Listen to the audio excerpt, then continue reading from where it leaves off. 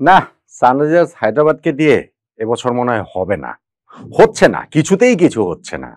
প্রথম ম্যাচটা তারা গতবারের টেমপ্লেটে খেলেছিল এবং গতবারের সাকসেসটা রিপিট করার সকল রসদ এই টিমটার মধ্যে লুকিয়ে যে আছে সেইটা ফার্স্ট ম্যাচে অন্ততপক্ষে বোঝা গিয়েছে।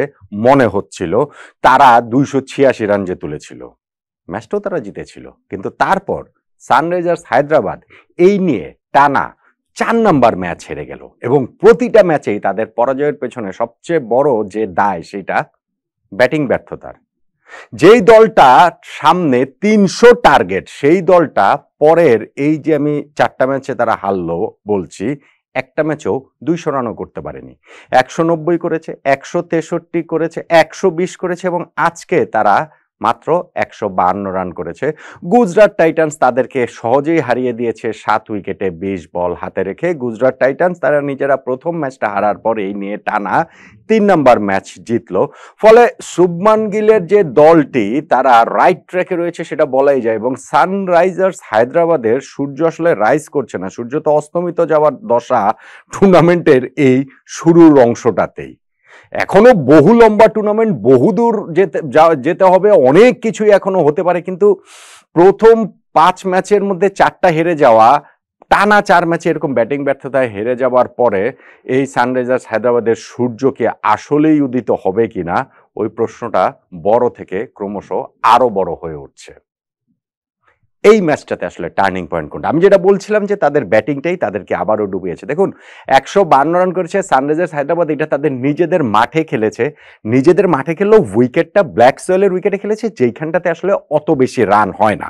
মানে সানরাইজার্স মাঠের উইকেট বলতেই যে আমরা ওইরকম 300 রানের 250 রানের উইকেট, ব্যাপারটা ওরকম না। 300 রান তো আবার বাড়াবাড়ি হয়ে গেল, ধরেন 250 200 প্লাসের উইকেট।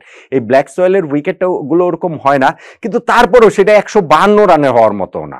এখন সেটা হবে না কেন? আপনি লাস্ট ওভারটাতে গিয়ে তারা 22 রান নিতে পেরেছে বলেই নাই যে 150 রান পেরিয়েছে, তা না হলে সেটাও তারা করতে পারতো না।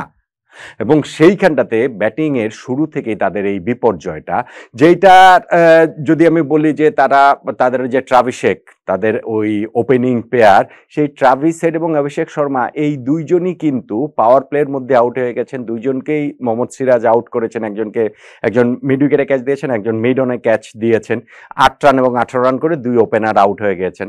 পাওয়ার প্লেতে তাদের মধ্যে তারা হচ্ছে গিয়ে জাস্ট শেষ হওয়ার কিছুক্ষণ পরপরই তারা ঈশান কিষানের উইকেটটাও হারিয়েছে। আপনি দেখেন যে প্রথম 10 ওভারে তাদের স্কোর ছিল কত? 64, 3 উইকেট, এবং এইখানটাতে চতুর্থ ওভারের পরে এই যে 5 থেকে 10 নম্বর ওভার, 5, 6, 7, 8, 9, 10, এই 6টা ওভারে সানরাইজার্স হায়দ্রাবাদ একটা বাউন্ডারিও মারতে পারেনি। ইনফ্যাক্ট তাদের এই প্রথম 10 ওভারের মধ্যে কোনো ছক্কা পর্যন্ত নেই। প্রথম ছক্কা এসেছে হাইন্ডিক ক্লাসেনের ব্যাট থেকে 13 নম্বর ওভারে রাশিদ খানকে, যে ছক্কাটা তিনি মেরেছেন।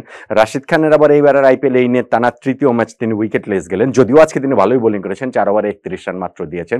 সো ওই ক্লাসেন ছক্কা মেরে যখন একটু হাত খোলা শুরু করছিলেন, ওই সময়টাই কিন্তু ভেরি নেক্সট ওভারটাতে তিনি আউট হয়ে গেলেন। সাই কিশোরের বলটাতে তিনি বোল্ড হয়ে গেলেন এবং ওইটা তাদের জন্য একটা বড় সেটব্যাক ছিল। অন্য প্রান্তের নীতিশ কুমার রেড্ডি অনেকক্ষণ উইকেটে ছিলেন, কিন্তু কোনো সময় সেরকম ফ্লুয়েন্ট তাকে মনে হয়নি।